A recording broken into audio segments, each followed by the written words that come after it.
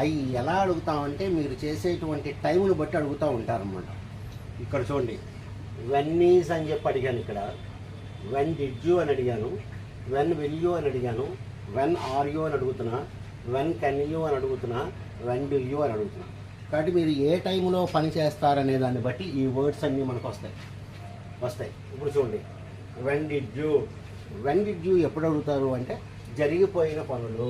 ఇది బాగా గుర్తుపెట్టుకోండి, జరిగిపోయినప్పుడు అడుగుతాము. జరిగిపోయిన పనులు when did you go to school yesterday. When did you go to school yesterday, నువ్వు నిన్న స్కూల్కి ఎప్పుడు వెళ్ళావు, అది ఎప్పుడు కొన్నావు. చూడండి, అన్నీ అయిపోయినాయే. When did you buy, right. So when did you buy buy the TV, ఆ టీవీ ఎప్పుడు కొన్నావు నువ్వు.